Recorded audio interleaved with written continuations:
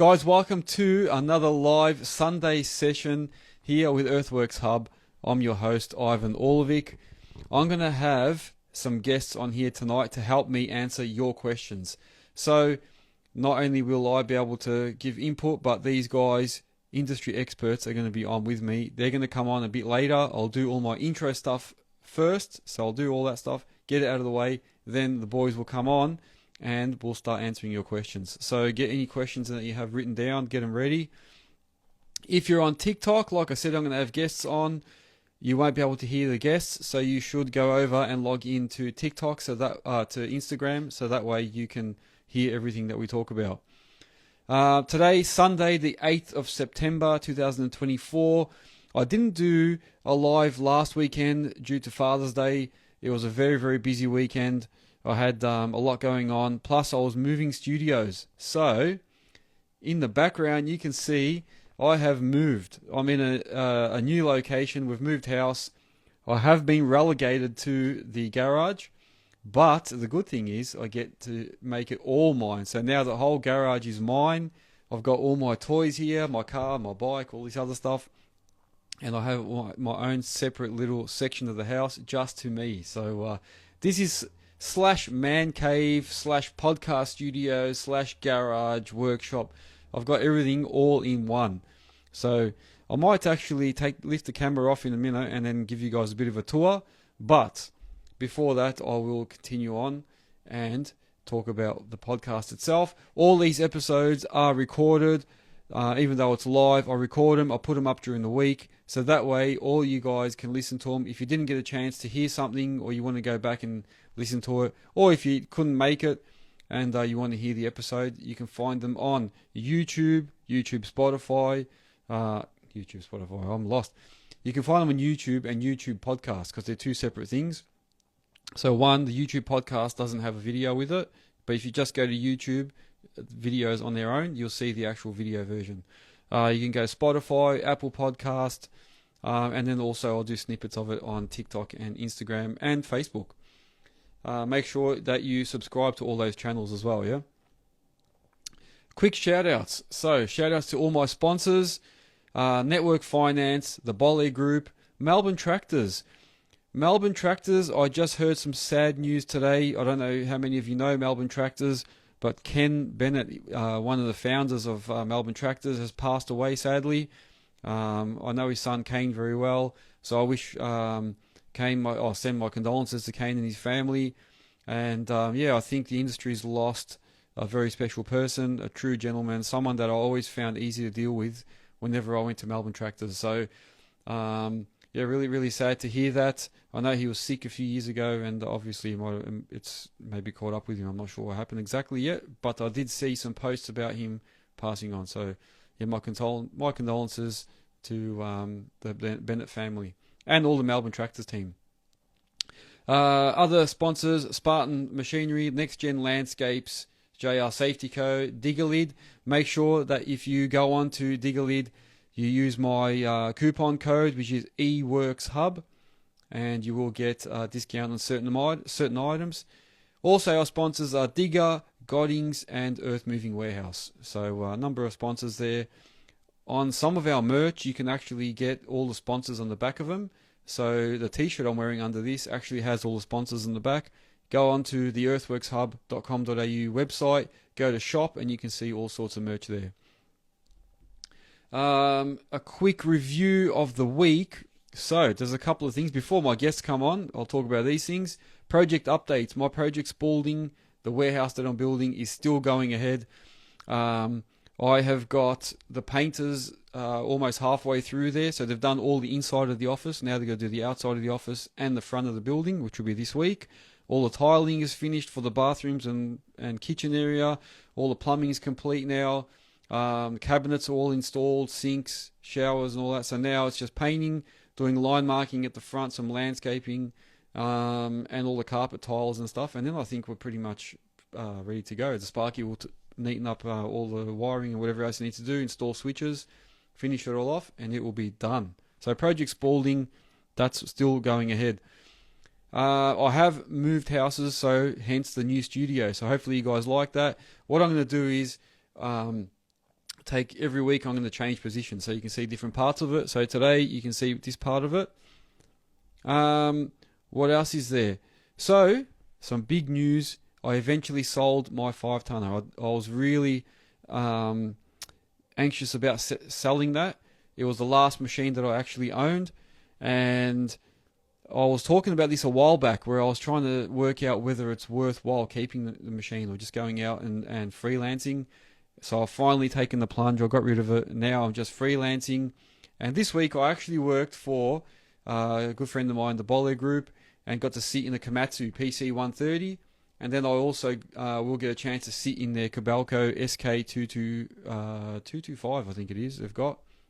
So I can't wait to sit in that one. But yeah, I spent most of the week on the Hammer and the PC130. So a lot of you would have seen me on that Komatsu. You would have seen me on the Komatsu during the week on TikTok and Instagram as well. I was doing live sessions while I was operating. So I'm back to doing that as well once I'm in the machines. So, and this week I'll be back in there. So look out for those live sessions during the day. All right, so before I continue any further, does anyone want to see the studio? Do you want me to take the camera and do a bit of a walk? Or do you want me to set it up as a video separately to this and post it up? I'll let you guys choose. While you're deciding on that, I am going to invite 2 guests to be able to answer your questions. So they're going to help me answer those. Give me 1 sec. So this is going to be on Instagram. Like I said earlier, if you're on TikTok, try and go over to Instagram because you will not be able to hear what we're talking about. You need to go across to Instagram, Earthworks Hub, or you can watch the program once I post it up on the YouTube and Spotify and Apple and that. So I'm going to invite the guests through. People want the walkthrough. All right, wait. Before I get my guests, let me just take this camera off 1 second. So this is the studio now. So I've still got the old shelving set up. So that's all the shelving with all my sponsors. Give me 1 sec. Let me flip the camera. Hang on 1 second. All right, so here we go. I can't walk too far away from the desk. There's the setup. There's all the TikTokers. Hey, people. All right, so I've got obviously all my Roadcaster and that all set up. Then I've got over here all my items that my sponsors and other people have sent to me. So I don't know if you guys can still hear me, but I've got a few things there. That's my workstation. Like I said, it's semi-workstation, semi-garage, semi-podcast studio, and man cave. So there's a few things there from all my sponsors.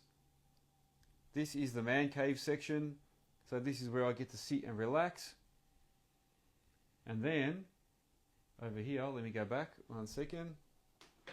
Hope you're all enjoying this. That's where I have my toys. So my Honda VFR 800, awesome bike, and the LC Tirana. I don't know if you can see that properly, it's hidden back there. But this is like a semi-work area, podcast station, studio, and everything in one. So there you go, guys. Sorry, all the TikTokers. You will get to see that on the video once I post it up. Alright, so without further ado, let me invite the other guys in. I'll just rip some of the cables out here. What am I doing? Alright, Oztrack, how you going, mate? Thank you for joining, Oztrack. Alright, let me just let the other guys in. Thank you very much. We've got Andrew from Sydney Rockwalls here. We've got Shane from Terrapro. Thank you for joining me, gents. No problem. Thanks for having us back. No worries. No worries. I think it's a good opportunity to let people ask us questions and then hear from different opinions, you know? So, yeah, if you guys, all the listeners, if you want to ask some questions, we are open to that. We can talk about certain topics, anything that we can help with. If we don't know, we can always research and find out for you. But, yeah, fire away, guys. If anyone's got something they want to ask, thanks for joining. And go ahead, ask us, man, yeah. I got one for you, actually, Ivan. Go ahead, man, yeah. What made you take the big leap to sell up everything and sort of freelance? Yeah, that's a good question, man. I think I've been debating on this for a while because sometimes I have to admit, man, like apart from podcasting and doing all the videos and that taking me a lot of time, I also do like investing property development and stuff like that. So trying to do everything at once gets a little bit hard for me. And then also what I find is that over the years, having workers and turned over so many guys and machines, I think it's worn me down a little bit. And I think I got to the point where I'm like, I've got to choose what I want to do. Do I want to slow down a little bit? Because there's times often where I sit on site and I look at some of the guys operating and I go, man, how much easier would it be for me just to go in the machine, clock off and go home? You know what I mean? Not worry about maintenance, all this stuff afterwards. Where am I going to put the machines and all that sort of jazz, you know? Yeah, And then I yeah, think, yeah, and then I think to myself, while I've got the machines, I'm always thinking, oh, I could put some workers on. It keeps feeding me. Like I keep thinking about doing more. yeah, So I think I've had that battle, and I've just said to myself, you know what? I'm going to have a bit of a break from the machines, like owning the machines, I should say. This way, I get to jump in because the other thing I've realised is I've realised that I'm always sitting in my own machine. I don't get a chance to try out other machines and give reviews and talk about them and stuff and go on different sites. So that's yeah, the other thing. I'm hoping that by now freelancing, I'll be able to be on different machines, give different opinions on different sizes, move around different sites. But also, I won't have to work like every day in my machine. I can say, you know what, tomorrow I'm going to work on podcast stuff. I can go work on my development stuff over here. Like, give myself a bit more time, you know. yeah, yeah, yeah.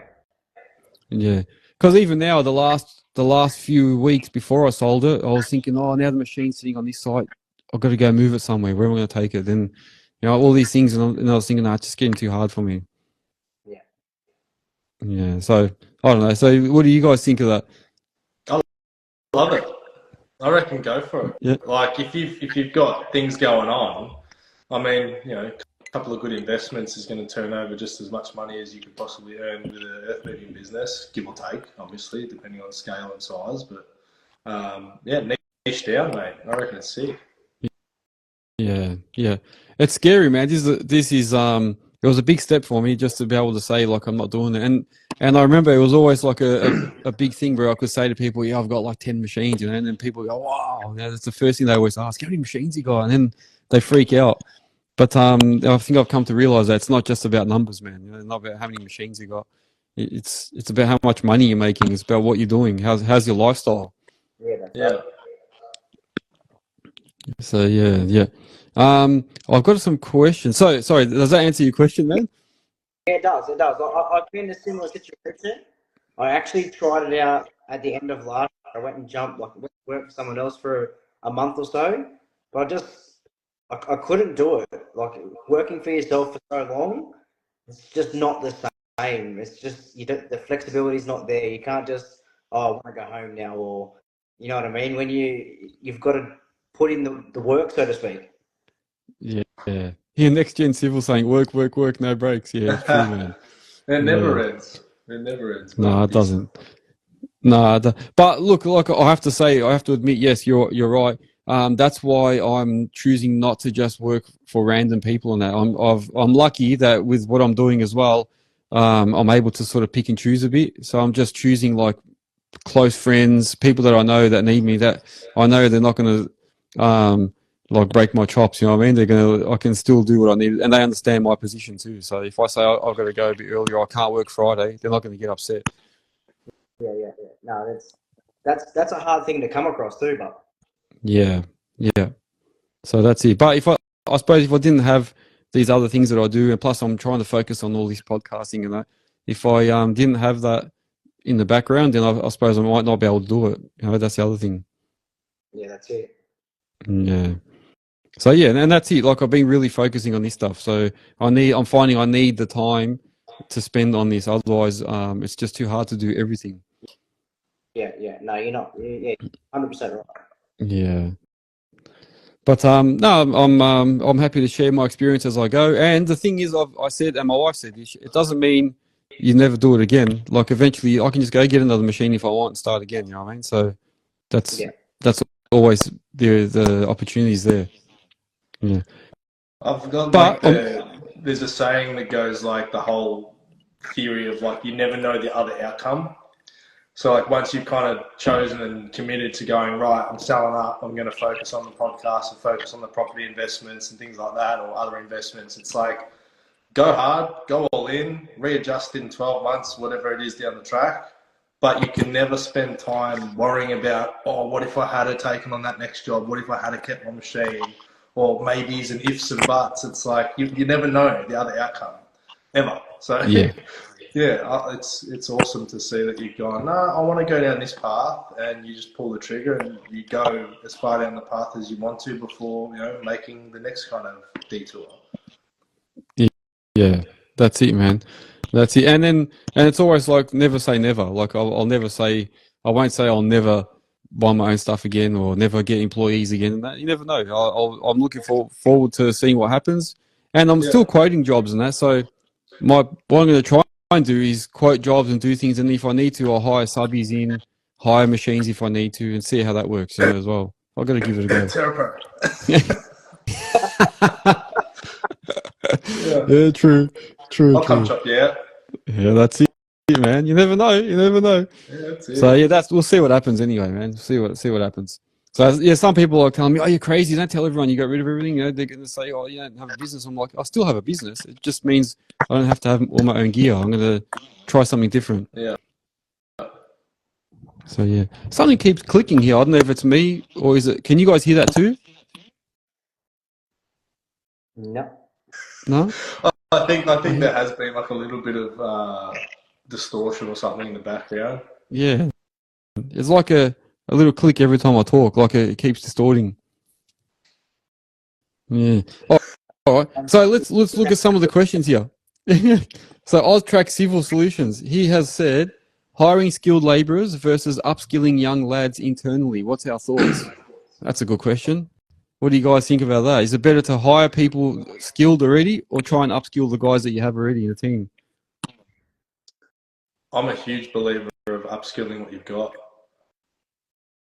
Yeah. So, I mean, I don't have this background in earth moving and running my business, but my wife and I own and operate a hair salon. That's where I am now. But we've had up to 7 staff at one point, and I was the biggest pusher for, by the time you find the perfect person to walk in and do what you need, you could have put the investment into an apprentice or someone that needs upskilling to get them more on board, more part of the community of the business, and more involved and committed. And in that way, eventually they become the person that you were going to be looking for that you never found anyway. That's my personal experience with it.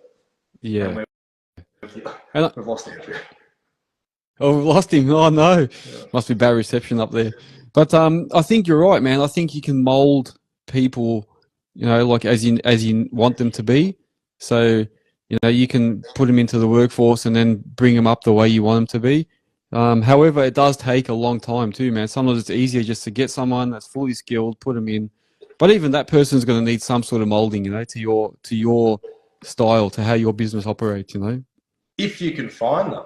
That's like, so, you got to think, all right, well, say you're looking for an operator that's multi-skilled, can use, whatever, let's say dozer, 20 tons, do detailed GPS work. It's like the likelihood of that person to be sitting on their ass doing nothing whilst you're looking for someone to fill that position is usually pretty slim. Yeah. And then on the other side of that coin is the amount of companies looking for that same person in earth moving is astronomical. So you're not just going to be one business looking for one person to come and fill a spot.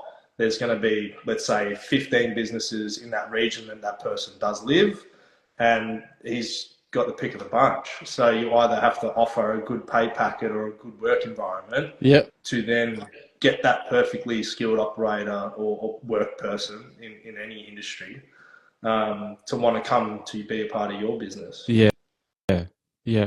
It's true. There is, and depending on the time of the year or the time, whatever's happening in the industry, you could have heaps of skilled people or hardly any, Yeah. I'm really big on like the data on that side of things, and I think the latest research shows to find the right skilled worker to come into your business that meets your criteria, on average is 3 to 4 months of searching and trialing. So you usually go through 2 people. Yeah. And in saying that, it's, of course you want that. Like if you're a business, you want someone that already has all these skills to be able to just step right in and off you go. Yeah. But the odds of that happening are pretty slim. So you're better off investing in the staff that you have. And the other thing is the staff that you have, that's what they want. Like, you're not going to really get a staff member in your business or company that's going to be, I don't want to learn anything, I don't want to upskill, and I don't want to progress. It's pretty rare that that's going to happen as well. Yeah, that's right. Again, only can talk on my experiences. Yeah. No, I think you're right. Because most of the other thing too is that you increase the morale in your workers, and if you're upskilling them and spending time on them. Yeah, 100%. And like the businesses that have the, I guess, best kind of team environment, they're the ones that, like, if you're putting that out into the world, and even though they might not be the staff that you need them to be right now, let's say you put an ad out looking for an operator that can just come in and, like a leading hand or operations manager or something, you might have staff on your team that want that position, but like you say, it might take a couple of years to get them there. But on the same time, if you're not showing the team that you already have like a good time, and that you're willing to invest and train and upskill, not only does that benefit you, but they also talk about it. So they go to their mate's joint and maybe meet with another guy that works for another mob who might be that right bloke. And by that person hearing your staff talking about how great it is, that's going to prick their ears up when you do advertise, and you're going to be the company they're going to want to go to over Joe Blow, big time excavation, just come and jump in and be a number. Yeah, I agree. What about yourself, Andrew, man? What do you think? Is it better to upskill people you've got, or just get someone skilled in straight away?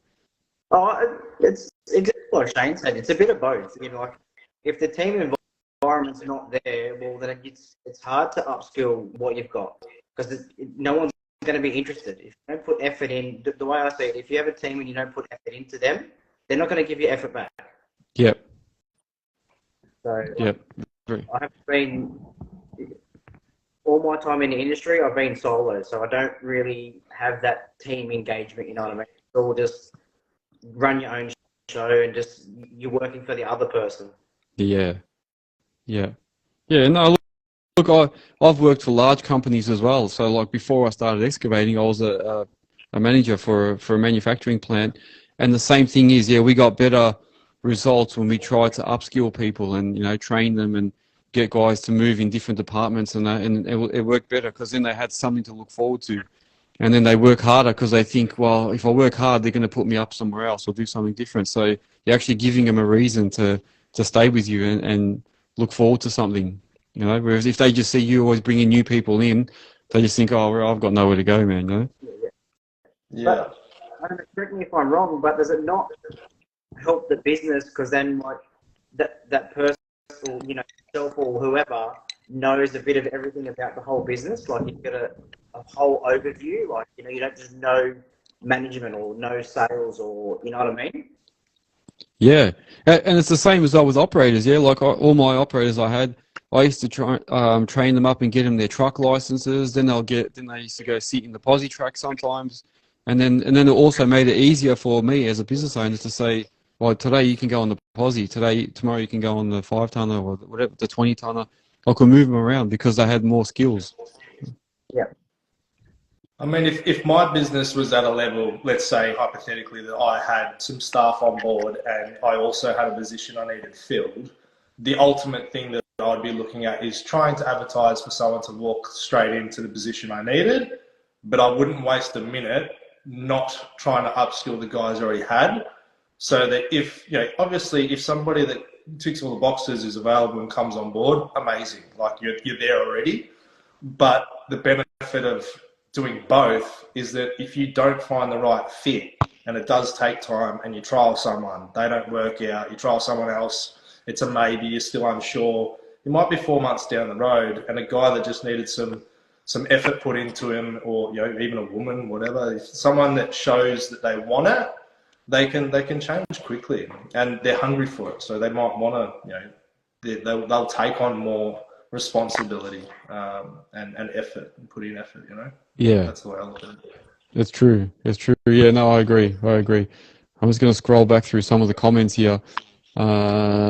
Is that why you're wearing a beanie? Someone's saying, digging Nux is saying, is that why you're wearing a beanie? I don't know why that was again. Can't remember. Don't know what the reference was, other than, Terrapro, did advertising. I'll take it where I can get it. Yeah, that's it, man. He's a nice beanie. Yeah. So we had here. So where is he? Maybe Dylan Munro, I think it looks like. What are the best options for someone with decent skills in an excavator and wanting to learn, but but struggling to find somewhere to take on someone still learning? Okay, yeah. So I suppose he's asking. He's got some limited skills or decent skills, but not heaps, and wondering what to do to get someone to take him on. I think we've spoken about this in the past, but what do you guys reckon? What can you do? I don't know. Is it working? Is it like there's heaps of scenarios? Isn't it? Like, can you progress from where you are? Yeah, true. That's true, Dylan. Yeah, it depends where you are, what you're doing at the moment. Have you done like on the ground work before and stuff like that? Yeah, that's all going to count if you want to try and get someone to take you on. I guess you got to show, like, I've been an employee for a lot of these companies. So, I mean, I'm really lucky in the retrospect that I actually have a 100% success rate on getting jobs I've applied for. And my key for that was just putting in the effort. Like, I was just always, I've never been late. Don't do sick days unless deathbed, family, someone needs to pretty much cart it. But offering to work the weekends, go early, stay back late. I did hot seating for a long time. That's pretty much how I got into machinery. Was from labouring to then I was on a really large, actually was on Peninsula Link for an early stage. And that's when it was all just paddocks. And had little machine time, but really wanted to have a crack, and just kept putting my hand up, saying, hey, can I have a go? They would say no. Next day or next week, can I have a crack? No. And then I figured out, hold on a minute, whilst you guys go have lunch, can I jump in and have a play in the open paddock, very low circumstance of anything going wrong? And sure enough, they said yes. I got in a 30-ton compactor, a brand new cat, and that was me off and running, because the old boy didn't want to be jumping around in this rickety old thing. Well, brand new, but they're still rough to ride. Just pushing out mudstone. So by showing the consistency and not giving up, obviously you don't want to be a pest, but you need to show you're not going away either. Yeah. That's kind of got my first go in a seat, and then sure enough, that guy had a sick leave, and the foreman was like, "Oh, Shane knows how to use that thing. Throw him in it." Yeah. And then off and running. Yeah, it makes sense. Yeah. Is someone hasn't got a pen in their hand, have they? I can hear knocking, man, all the time. I keep hearing it. Have you got some pen? Me? I don't know. I don't have a pen, but I might be tapping. It sounds, because I used to always have a pen and do this, and always play and then do this and move it. Is it that bad? I don't know. No, I can hear it. I don't know if the camera picks it up really easy. Go on now. I can hear something all the time. I don't know what it is. Oh, that's all right. No, good answer, man. Good answer. Well, we got Nexgen Civil, as said here. What should a first machine purchase look like? Should you start off with small, like 5-tonner, or does it really not matter? What do you guys reckon? Well, my first was a 5. Yep. I think I've touched on it before, but I guess you got to really narrow down, like, what work are you trying to attract? For me, I like the work that a 5-tonner does. Yep. If it was more about the love of earth moving itself, or the nitty gritty stuff, like a 1.7 is almost a third of the cost of a 5-tonner these days, or thereabouts, and can earn just about the same amount. So I'm not saying this the full amount. I'm just saying, you turn over good dollars with less of an upfront payment, and then it's what you can afford. So don't go buying a $270,000 bloody 10 or 13 ton excavator if you can't afford the repayments of $5,000 a month. Yeah. It's all good and great to wish for everything to go smoothly, but like you've said multiple times, you've got to be prepared to be sitting up in your first couple of years of infancy. Don't expect to be working every day, put it that way. Yeah. Is that why you got a 5-tonner as well, Andrew, first? Is it because of that same sort of reason? No, it was just the work I was chasing. So I was working for a lot of concreters back then. Obviously, I come from a concreting background, so I knew a lot of concreters. And the 5-tonner is the optimal choice. Yeah.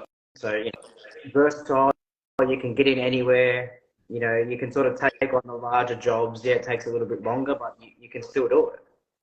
Yeah. Even true. with the larger jobs, I was talking about that recently with another friend of mine. It's dependent. Like if it's a tandem only job, a 5-tonner can keep up with a 13. Sure, they might load the truck faster, but 90% of the time, a client's not going to want 10 tandems on turnaround. You might have 3 to 5. Yeah. So 5-tonner is perfectly capable of those bigger side cuts. Yeah. When it's those types of jobs, obviously there is always going to be other times, but yeah. And I mean, the research I did was the 5-tonner and posi combo is your biggest return on investment in earth moving from a domestic standpoint, from the stuff that I found out. Yeah. So for the money that you got to put up versus the money you can earn versus the fuel costs, the servicing, all those kinds of things. For instance, a 5-tonner goes in the back of a truck. If you move up to a 13-tonner, you got to get a full-size town that can tow a tag trailer, and the tag trailer has to be 2-axle. It can't be single.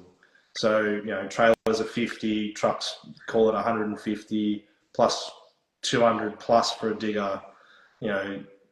Sure, if you've got the work, by all means. But they're the things that you really got to look into. How much diesel they're going to burn. Like my 5-tonner averages maybe 40 litres, 45 litres a day on average. Some days goes up. Yeah. Other days maybe 20 litres, if you're building retaining walls and things. So that's all things that I took on board. And again, mainly from just industry experience, but not ruling out, talking to people and finding out how they go about it. But that's all the stuff I looked into. Yeah. Yeah. I did the opposite. I bloody went straight for a 20-tonner for the first machine. Yeah. And I think it was because when I was starting, I was working for my cousins on Saturdays and they were mainly on civil sites, and they all had 20-tonners, and they'd just be loading trucks and stuff all the time. And they said to me, that's the easiest sort of way to get in when you don't have much experience. Go on a 20 and you just load trucks for now. Just get used to moving in a machine, and then you'll slowly be able to get better at it. The only thing I found was then with the 20, there was often times where I didn't work for like a couple of weeks between jobs. And the same thing. I tried to get operators on there, and it's hard when they always want you in there. When you're the owner operator, they want you, not your operators. So I don't know. And the only good thing was that I didn't have to worry about floating it because I just stayed on civil sites. So I just stayed on one job until the next one. But then you do depend on that civil company trying to continuously keep you going, because then if they don't, it might be 2 months until you find something with another civil company. When I heard you started with a 20, I was like gobsmacked. I was like, wow, that is a huge upfront commitment, especially going into the industry, not really having been in it before. Yeah, it was massive. Yeah, and I have to admit, I was heavily relying on my relatives trying to get me some work, So they tried to help me out, gave me some of their operators awesome. That was good. Yeah, they gave me the operators sometimes to try and keep me going, because I remember I went on a few Winslow sites when I first started to load trucks, and I couldn't handle it. And then they say to me we're going to sign your machine off, and then I'd ring my cousins and say, look, take our operator for the day, and just get him to load out until you get better, and then he'd jump in and work with me. So that sort of helped. That helped a lot. I was lucky. You got to take those wins. Yeah. Like, yeah, a lot of people like might frown upon, like there's people in this industry like, oh, so and so gave them this, or their buddy's that guy, and all. It's like, mate, it's how the world works. You got to take all your help you can get. Yeah. Yeah. Yep. Definitely. So bloody oath, that's amazing. Yeah. I'll tell you the funniest story when I hardly knew how to use the machine. I went to the store to look at one, Ballarat Tractors, I think it was. And my wife said, "Don't buy the first machine you see, just go and have a look." And I was like, yeah, no worries. And the next minute I come back and bought a new machine. Yeah. And then when they delivered it to the yard, I didn't even know what I was doing with it. I was like, Wow. the guy's going, "Do you want me to take it off?" And I was like, no, yeah, you take it off, mate. Yeah, no worries. Yeah, no, Couldn't pick up the bucket properly. let you do that, mate. Yeah, I had no idea what I was doing with it. I couldn't even pick up the ripper properly. Then I realised I was picking it up backwards. Oh, man. Crazy. Things we do, man. Things we do. All right, so MM Tippers is asking, what avenues do you think work the best for getting hired for jobs? Is it word of mouth, social media? Oh, I think we spoke about this not long ago, wasn't it? I think it was yourself and Jack were on there. Yeah. So maybe, I don't know if you guys want to talk about that again, or do we just? Andrew, what do you got with that? Mate, most of my stuff is word of mouth. A lot of cold calling. When things get tough, you just got to pick up the phone, do some research, and just grab some numbers and just make the phone call. It is heart wrenching to hear the person on the other end say, "Oh, not," and just hang up the phone. But it makes you more hungry to ring the next person. Yeah. Yeah. You got to get comfortable with no, obviously. Yeah, 100%. But yeah, I guess adding to that is just word of mouth is big. I think we ran through 2 weeks ago. Yep. So I've actually been going back to my existing clients and doing a bit of a, just touching base and saying like, hey, when other contractors come to you, what is it that kind of sways your judgment on saying, yeah, we'll give them a go? And the feedback I've been getting is someone in that company usually needs to know of or know your skill set, the person trying to get the work. And then secondly, they'll go straight to your socials. So most of them go to Instagram because I touched on, doing the website, trying to tick those boxes, and they all just said, no, we pretty much just go to your Instagram or Facebook. And then like Andrew was saying, just, when you get knocked back, like, don't let that stop you. You got to keep going. I'm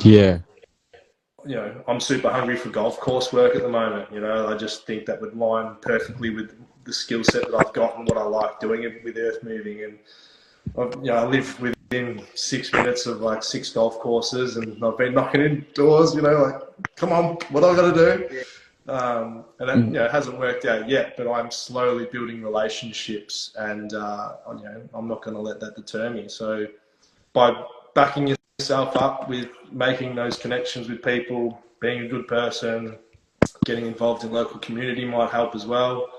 And then word of mouth. So the more people that have dealt with you or had experiences with you, whether it's sponsoring a local footy team that your daughter plays in or your son or whatever might happen, but doing all those things and presenting well on socials, like making sure you're showing good work.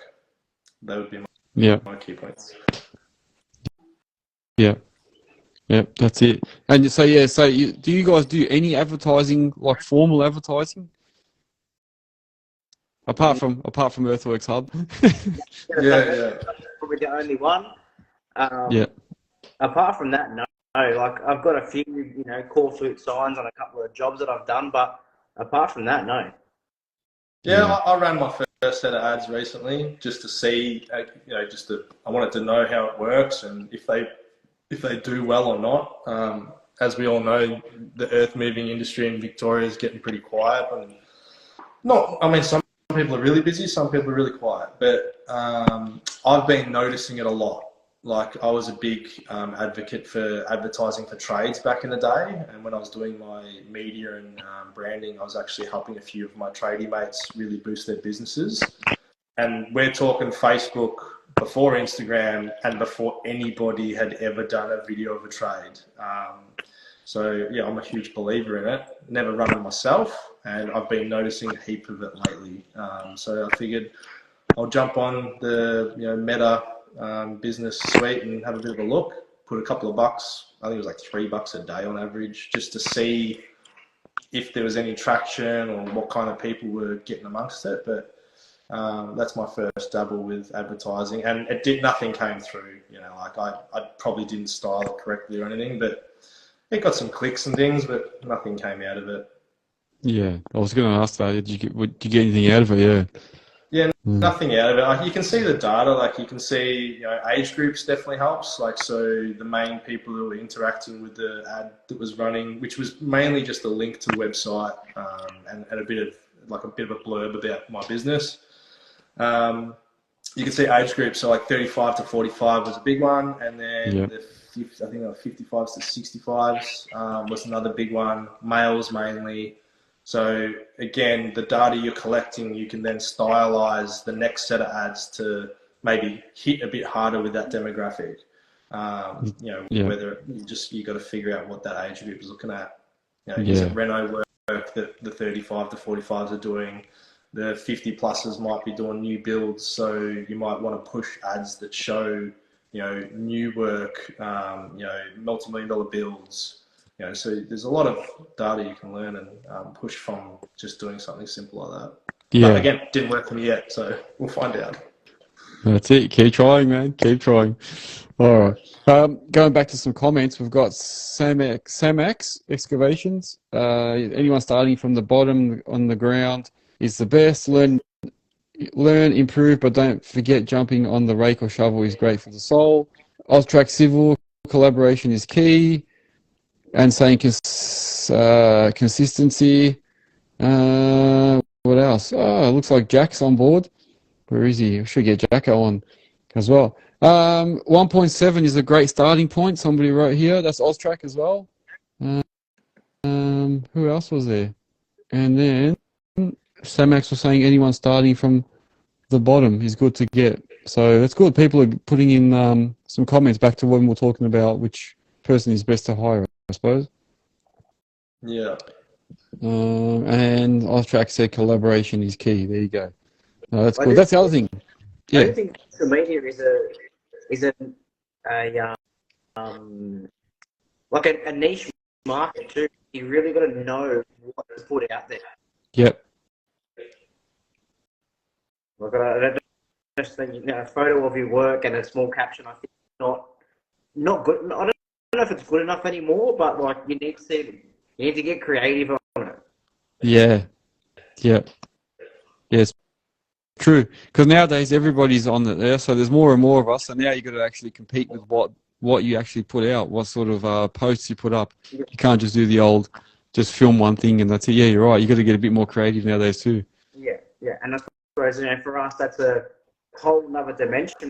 Like like you said, doing the podcast it takes time. So, doing the post sometimes it takes me an hour just to sort of edit a bit of a reel, and then if you're not happy with it, you got to try and start again. And sometimes I feel like it's out of my league.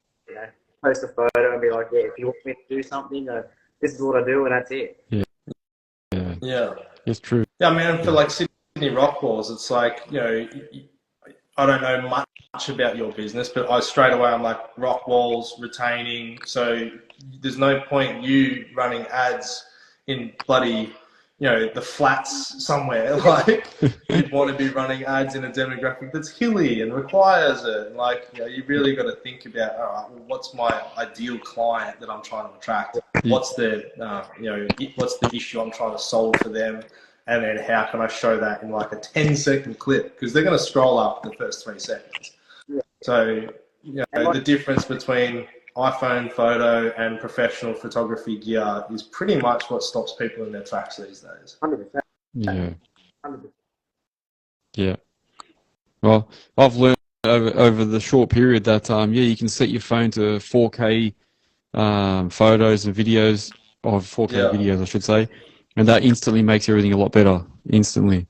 So there's some free advice for people. Change your phone, your camera to 4K. You'll improve all your videos and everything heaps more. Just really hurts the storage. Yes, that's what I was going to say, yeah. But it will eat all your storage, man. Yeah. True. I find myself often, man, like I start editing like a little reel, and then I'm there, and then halfway through I've got to go and do something, and then I stop, and then I've got all these half edited reels everywhere. Crazy. Yeah. Yeah, it's full of. Oh, I was track. Like, you know, you put together.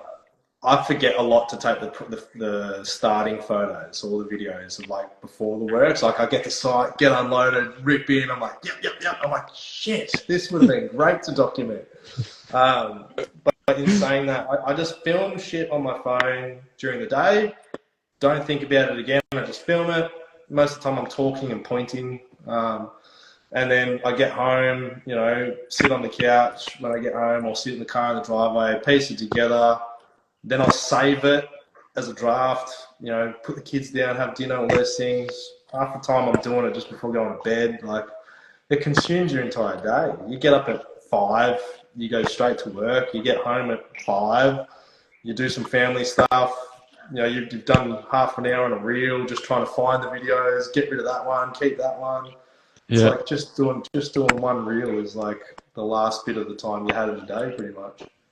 Yeah, that's true. Yeah. Well, that's it. As long as if you're getting something out of it, then it's worth it. But you never know. Yeah, that one little video you put up might be the one that your next customer sees and goes, "I want that guy." You know. Yeah. So you just never know. But I suppose as long as we know where the line is, where we're doing too much of that, you know, or focusing on it, and not spending time with family and that, because that's at the end of the day we forget that. That's why we're going to work and trying to make all this money, so that you can spend time with your family, do stuff that you want to do your own little things, have your toys and that. So you got to remember that too. Yeah. There's a saying that Gary Vee says about. It actually goes two ways. He says it about hiring staff or upskilling your staff, and he also says about putting things into action. So this would come back to like posting and things on your socials. 80% is good enough. He's like, no one's going to care. Like, if you got a team of 10 people and they're all 80% of what you want, that's better than having one that's 20, one that's 50, one that's 100, two that are 70. Just do the best you can without putting too much, like losing sleep. Put it out into the world, let it do its thing. And as you progress over the time, so will whatever it is you're doing, whether it's training, upskilling, taking content, speaking, you know, lives. Yep. Just commit, get it out there as best of your abilities, and then as you evolve, so does what it is you're doing. So, yeah, very true. No, he's good. Gary Vee's good to listen to, man. I like. He's inspiring. Very, very good. He's just speaks truth, man. It rocks a lot of people. You know, some people think that it's wrong or whatever, but it's like it's just straight up truth. Yeah. He puts a bit of sauce on it. Yeah, of course. Yeah, they all do. Oh, that's it, man. I think a lot of guys are saying good night. Oztrack's left for the evening. There was no other questions from the other guys. It's nearly 9. What? Here we go. Tippers got to find a consistent theme in where you record, so you know how to edit the video. Like saying, meaning the music, where you record from, like from your truck or the ground or whatever. Yeah, he's right. Yeah, there's a lot of considerations when you're filming. Yeah. All right. Like I was saying, so there's only another few minutes before 9.